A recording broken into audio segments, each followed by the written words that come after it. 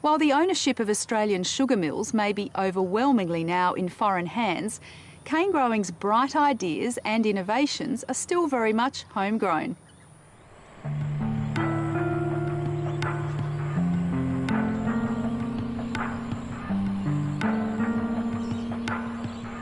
It's early autumn in northern New South Wales cane country.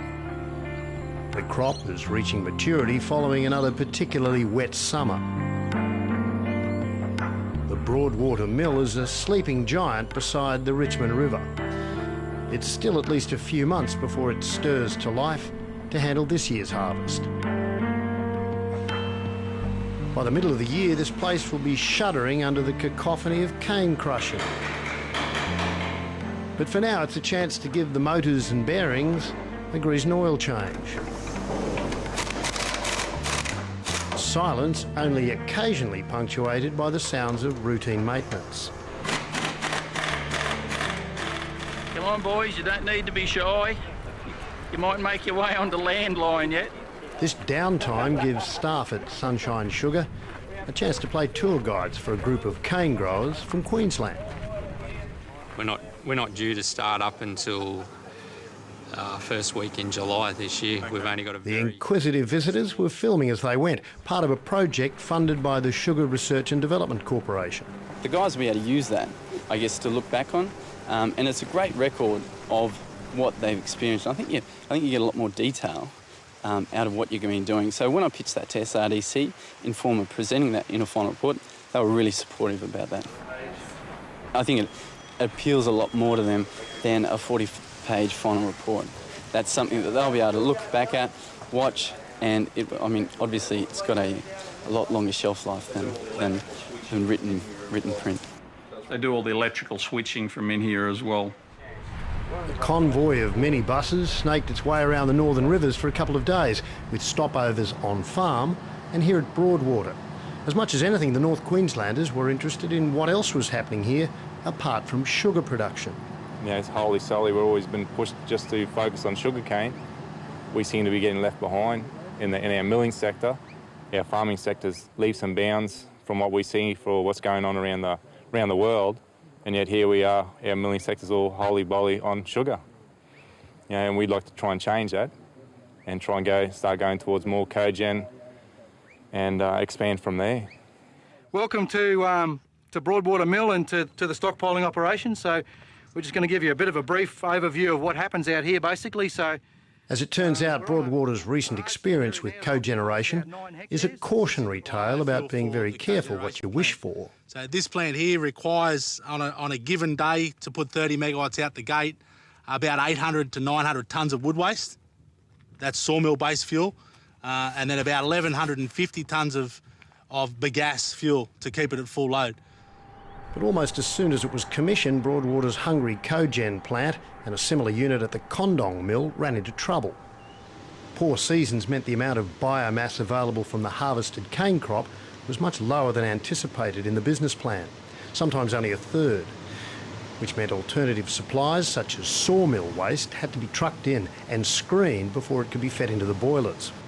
A freight and handling charge that undermined the project's viability. But the real clincher was the federal government's decision to change the rules relating to renewable energy certificates. It faces an uncertain future. If the fuel's available, these plants should run all year round. Last crushing season, this plant ran 95% available. So cogeneration facilities work, boilers are efficient, providing you've got fuel to keep down their throat, and that's the key to it. Across the road, another group was delving deep into the innermost workings of the mill itself. This big arms out here, which is what we call the main reclaimer, all hangs off a slew bearing at the top. Now, how important is it to be part of a tour like this? Oh, it's an opportunity to be able to meet other growers, see what's happening outside your region. Obviously, some things aren't going to work. Some things may not. It's just a good tool to be able to do a bit of networking, to put, I said before, put faces to names, and I think we'll get a lot more out of the tour as it goes on. My role this afternoon is for the next 40 minutes or so to bore you with with some details about some of this gear that we use in our farming systems here. Alan Munro's an agronomist by training, but like most of this group, tinkers in the shed producing the equipment he needs to do the job more efficiently. Take this mill mud spreader, for instance. He poached some good ideas originally developed by a group of growers at Maryborough in Queensland, a project that was formally recognised at the Sugar Industry's Grower Innovation Awards this week at Yamba. Through SRDC, we done a grower innovation project whereby we could investigate the feasibility of putting our mud on our controlled traffic beds rather than spreading it across the whole operation and typically running where we didn't want to. We now concentrate that mud just on those preformed beds. And just how good is it to give the crop a flying start? Well, the mill mud, it's something you can't buy in a bag, so it's a limited resource. So we can only get so much of it off the mill. So I guess the main thing is we want to cover as much area as we can. Well, traditionally it was spread with trucks and the application rate varied from 150 tonne to 250 tonne per hectare. And we've just sort of fine-tuned it a bit, and now we've got, rates down to, the 36 tonne a hectare, and we can get over a lot more country, and we're applying, the nutrients just for It's a limited resource throughout the industry, previously treated as a waste product. So I guess if we can turn a waste product into a benefit, everyone wins. And we've seen quite a wide adoption across the industry, and even here today where there's lots of people, even the machine we have here is an example of people, I guess, that have taken up that innovation and taken it further. So again, there's 4 of us involved in this machine. Since we've finished it, haven't had a great opportunity to do a lot of work with it. It's probably put about 1,000 tonne on in the last 2 years. The Mill Mud project is a pretty good example of growers sharing their experience and their expertise. And forget all that state of origin rivalry, that collegiality goes no matter what side of the Tweed they farm. Yeah, that's true, yeah. I think that's probably been one of our biggest things, that people aren't shy on holding back and trying to help their neighbours out to try and help each other out to get ahead, the way things are going these days. And another winner, Lawrence DeBella, says that's even been recognised internationally. Probably what really summed it up is recently I come home from the States and we're at John Deere and the R&D manager said, Australia is the place of innovation. That's why we're interested in coming to Australia. We've got the right model here. We've got grower group projects which take that little idea that a grower or a harvesting person's got and foster that and work with those growers, and they take that through to fruition. And that's what makes our industry so unique in the world, is that we are pretty unique because we're an innovative bunch. And thank you very much for the award tonight, so thank you.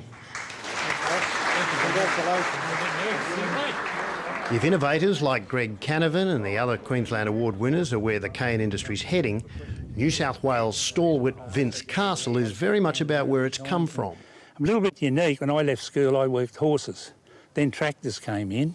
Then front-end loaders to load the cane come in, and eventually mechanical harvesters come in. And I also cut cane, some of the hardest work in Australia. I won't argue with the people who shear sheep, but I'll argue it was just as hard. For 20 years, from 1955 to 1974. That was a lot of hard work, but was able to set ourselves up in cane farms, and if we had it all again, I'd like the harvesters to come a bit quicker, but I would have did some of it just the same. He'll step down from leadership roles in June, but like Ricky Ponting, has no immediate plans to retire altogether. Thank you very much. And coming from the chairman of the SRDC, Ian Causley, means a lot to me because Ian and I have known each other all our life. We played cricket against each other, cricket together in the representative teams, and we've farmed not all that far apart. Clarence River's pretty wide, I know, but he's only on one side of the river and I'm on the other. So thank you very much, Ian, from the SRDC, and I really appreciate it. Thank you.